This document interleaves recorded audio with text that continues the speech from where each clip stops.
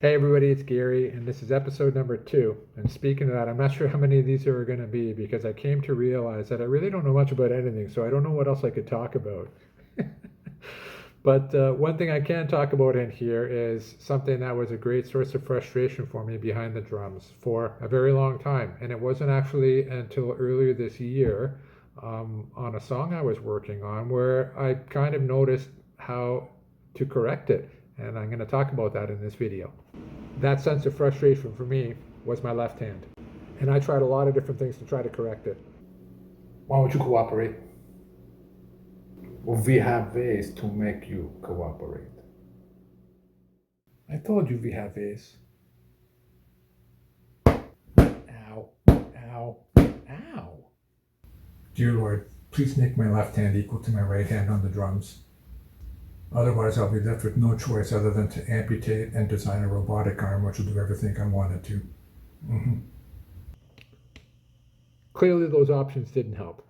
What did help, though, was something that I stumbled upon that I never realized, and that was working on my singles strokes, my rolls.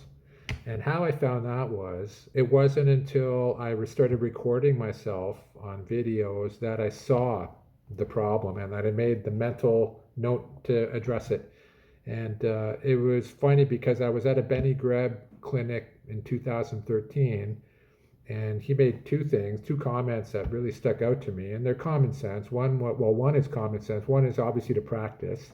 If you want to get good at anything, you got to put in the time and practice. So practice, practice, practice. Play every day.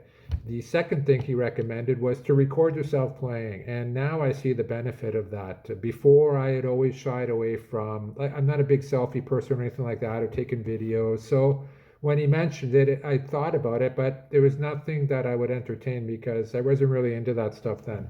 But earlier this year, when I started practicing, I decided, you know what, I'm going to record myself. And that was probably the most positive thing to help me with my playing because through the recordings, I could see the good stuff I was doing, but also the bad stuff I was doing. And it was in a Led Zeppelin Fool in the Rain song that I had done where Bonham does a single roll in the middle. And I cheated. I was trying to cheat and I was trying to do it doubles. And you can see it in the video. And I was at that point where I'm like, okay, I got to do something about that. That's what made me realize, that my singles were weak. And it was right around that time I was also working on a Motorhead song, Whiplash. And in that song, you've got to be able to do singles at a certain pace with your legs, and your hands, and that's 163 beats per minute. So quick. And it was through practicing that I started noticing my left hand was getting stronger, and I also noticed that my paradiddles and everything else on my other rudiments were easier. And it never had occurred to me to work on my singles. That was probably the most important. Now I realize, I wish I would have figured this out 30 years ago, and it would have saved me a lot of frustration. So that's why I'm telling all you guys, all you other drummers out there that are much younger than me, that are experiencing this, practice your singles. And this is how I did it. Okay, so you're going to need a metronome. My drum set has a metronome built into the module, so I can practice and hear the click, click, click, click and play along with it. If you don't have a built-in metronome, you can download one on your phone. Benny Greb's website has a really good metronome. You can probably find a zillion of them on Google's site or Apple Store. Anyways, get yourself a metronome. The next thing you're going to do is, for at least 15 minutes every day, and make a commitment to yourself for 15 minutes every day, between 15 minutes and 30 minutes, I would say. I think I did around 30 minutes. Every single day you're going to practice this. And you're going to set your metronome, start off at a pace that you can do. I'm just going to say start off at 120 beats per minute. So set it at 120 beats per minute and do this.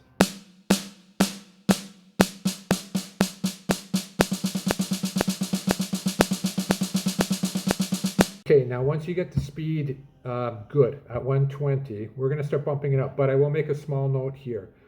On top of the speed, eventually what you're going to want is to keep all of the volumes the same on both hands. So when you're playing and you're listening to yourself, you can't tell which hand is doing what.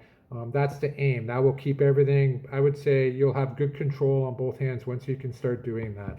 So that will come with time and you can work on it after. Right now, just focus on getting your left hand speed matched to your right So after you get it comfortably at 120, try 130, and then you can go bump it up to 140, which is here.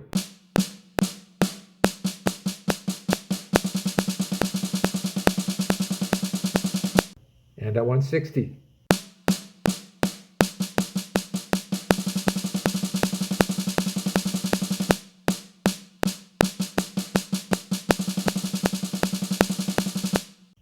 All right, now 180.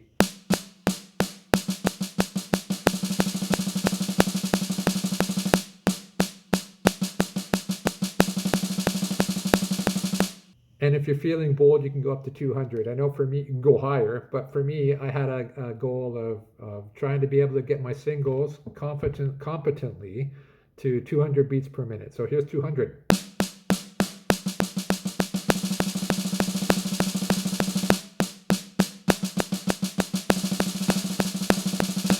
Okay, that was 200, and I'll add one last video which shows me doing 200 burst mode. So that's kind of how I was able to get my bursts at 200, or my rolls at 200 over a longer period of time. I would just do these short bursts, and what I noticed was it would kind of prepare my hands for getting used to the speed, and eventually my bursts would be able to carry on a little bit longer. And I think I could do two, don't know the technical musical terms, but measures maybe. So like 8 counts. I think I can do 8 counts before it starts falling apart. So that's kind of where I've plateaued right now. For me, singles, I think anything, just for me, again, this is my own personal opinion, anything more than 200 beats per minute, maybe 210, 220, it sounds really buzzy to me. And I would probably switch over to doing doubles at that point. But anyhow, that's just my personal preference. To all the speed blast guys out there, all the power to you, and respect for putting in the time and the work to do it. Anyways, that's that.